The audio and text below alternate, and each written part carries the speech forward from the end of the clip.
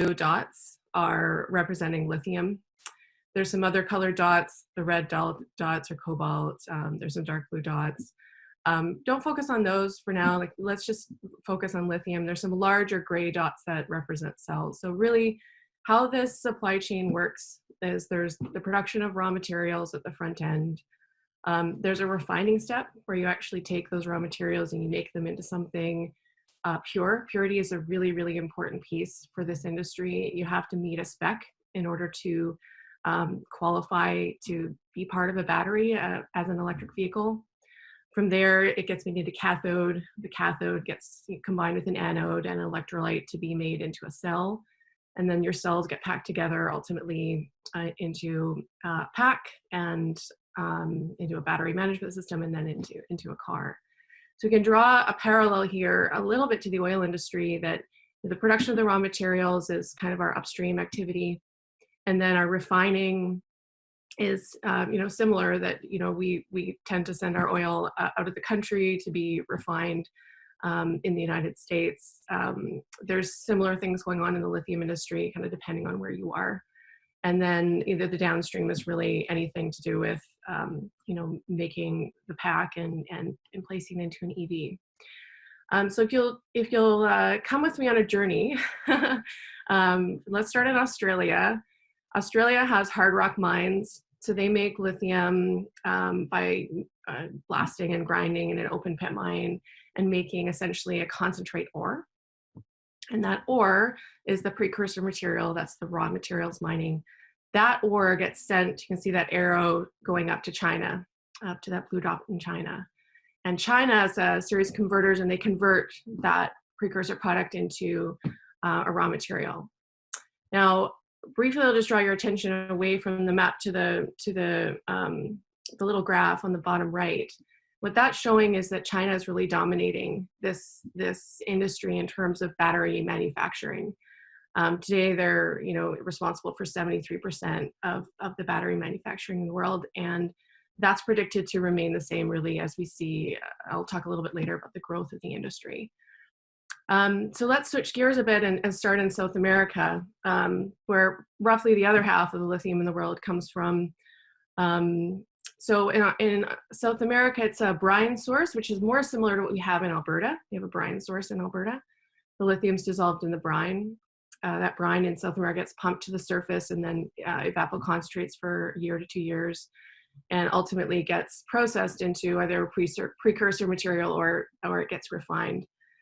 You'll notice that some of the lithium from South America comes up to the United States, makes a pit stop. That's a refining step.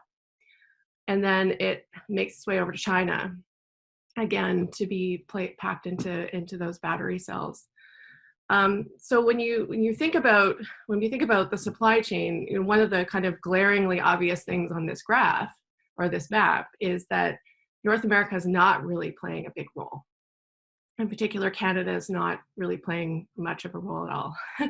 And I think that we can change that. I think that we can really move the needle on that moving forward. The dominance that China has in the market really, at the end of the day, translates to a dependence on China. This is increasingly, making the headlines in terms of the globalization of the supply chain, and especially even with COVID, how we need to be working within that framework to essentially establish an energy or supply chain security for ourselves, or our energy future, because lithium is such a key part of defense and electrification and energy. So I'm going to switch gears here a little bit and talk a little bit about the market, so that we can understand where Alberta can fit in the growth of this industry. So next slide. Okay, so 3 graphs here. I know this is busy, so just bear with me a bit. On the left, this is just supply and demand. So the supply is represented by these bars. It's in units of lithium carbonate equivalent. That's our lingo in the oil and gas, or in the lithium industry. Similar to oil and gas, like you'd hear the BOE getting kicked around. Lithium carbonate equivalent is just a way of measuring different lithium compounds and equating them together.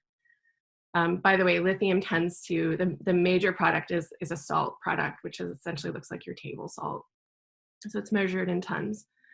So you can see those bar graphs, and then the line is showing the demand. You can see at around 2025, there's a diversion of those two data sets, and that's where the supply crunch, if you're looking at the lithium market, is anticipated to happen. That's a pretty big wedge. That's not really including types of projects like Alberta's that could come in and really fill in that wedge.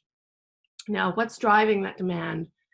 It's really the graph in the middle, the EV adoption. So a whole bunch of different colors there. All those are representing are different car companies and all the different models they're coming out with. So you'll be able to walk into the dealership and have a whole bunch of choices with respect to the type of car that you could buy that would be electric.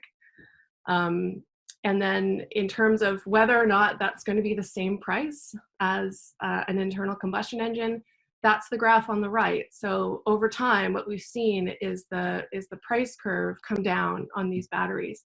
And there's a couple of things behind that. One of them is that things are getting more efficient. We're scaling. These mega factories are coming online. There's been a 5 times growth in the last 9 years in terms of how much battery mega factory capacity there is, and that's anticipated to just keep on growing. But then there's also the technology. You only have so much space in a car, and you want to pack, efficiency and range into that space. So that's part of that price curve coming down, and ultimately you're going to be able to walk in the dealership and buy an EV for the same price as an internal combustion engine. So that's what's going on behind the scenes with respect to the lithium market. So let's go to the next slide. Okay, so Alberta. This is the reason we're all here, right? We want to talk about how Alberta can play in this space. The first thing you need to know about lithium in Alberta is that it is really, really similar to oil and gas. So in oil and gas, we are producing fluids to the surface from a well, and typically we're separating out water. Water is coming out, and then we're re-injecting that water back into the subsurface, or it's being carted away. And we're using pipelines and pumps and wells and surface locations to do that. Same deal with lithium. And in fact, one of the most notorious reservoirs in Alberta, the Leduc Reservoir, it's delivered millions of barrels of oil for the province for 70 years, actually. That reservoir is one of Alberta's most important reservoirs for lithium as well. And on a volume basis, actually contains 95% brine. So when you look at how we would be extracting lithium, we're going to be drilling wells, pumping that brine to the surface, taking the lithium out, and then re-injecting the brine back into the subsurface, into the same reservoir, and essentially flushing it out. So when you look at it from that perspective, and I'm not going to ignore that we need lithium processing. We obviously need that, and I'll be talking about technology in a little bit. But really, what this looks like is wells that are drilled off of a surface pad. We're looking at geoscience delineation in the subsurface and capital project management. So that means that we can borrow from what's already there. Applicable regulatory, available infrastructure, expertise is huge. Data is huge. If you think about a mining project, any mining project in the world, they don't have the benefit of plunking that mining project down in the middle of the Alberta oil patch, where we have thousands of data points everywhere. Like, we have this geoscience down. It's a huge leg up in comparison to any other new lithium mine coming online. And then finally, diversification. That's a theme that's coming out with respect to our leaders, both provincially and federally. And conversations like this today, I think really build upon what we can do to leverage our strengths today into a diversified economy tomorrow. So let's go to the next slide. Okay, so I wanted to cut to the chase like right away. And I can answer a lot of technical questions after this, so feel free to just lay those on me later on, but I wanted to just talk about, what does this mean?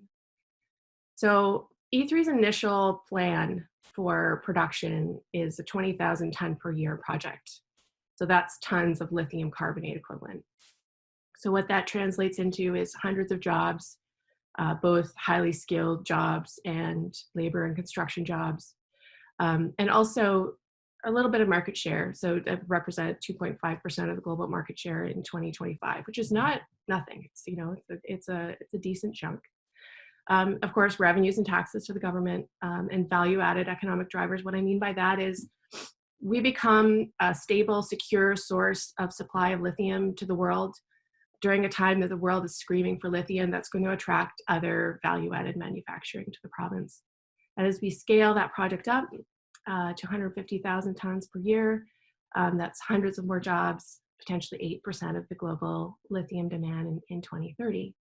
But that's not all. That's really just starting point. That's almost, I like to think of it as maybe even just the first domino. Because as soon as this gets proven in Alberta, this industry today, we're nascent. E3 is one of just a few players in this space in Alberta today. We've attracted attention and investment from international company, Livent Corporation, one of the largest lithium producers in the world. Once we get to the point where we're demonstrating this in a pilot plant, the world is going to be looking at Alberta because there's going to be a clear path towards stable, secure, and sustainably produced lithium in vast quantities. We actually have a global-sized resource of lithium in Alberta. We're very blessed in terms of our natural resources here. So how about the next slide? Okay, so wanted to touch on this really briefly. So this is a core value at E3. We are really looking at how do we, you know, not only making lithium to enable a low carbon economy, but how do we do that in a really sustainable way? How do we leverage Canada's green brand in mining and really do smart mining? And so we're looking at how we reduce the CO2 footprint of our lithium. We're looking at different CCS technologies to do that. The reality is the carbon intensity of hard rock mining is horrible. It's very high. Brine is much less, but you know, in Alberta, I think that we can do better and we can do it net zero.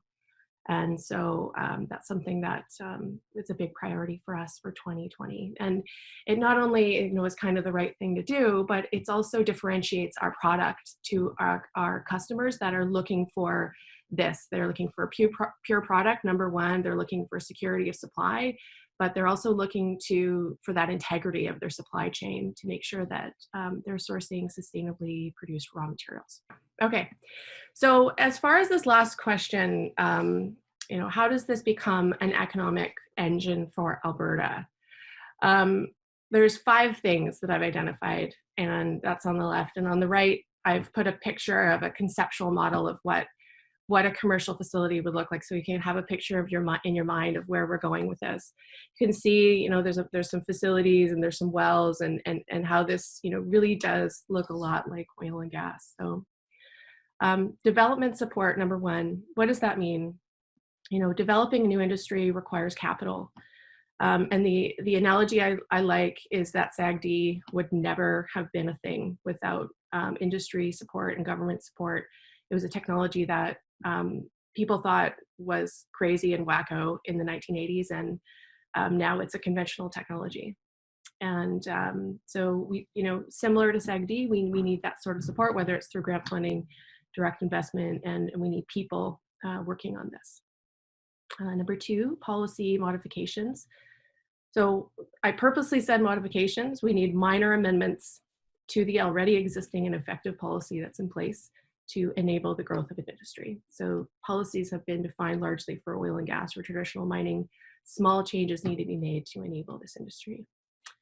Third, guidance on governance. So, you know, given the similarities of developing and producing lithium to oil and gas, you know, the AER already has the policies in place that only need minor adjustments. And you could think about this from the perspective of, you know, filling out a Directive 56 application and having a lithium checkbox there. Inactive wells, I always talk about this as being one of the biggest advantages of a project in Alberta is we have all these sites that are available that we could repurpose.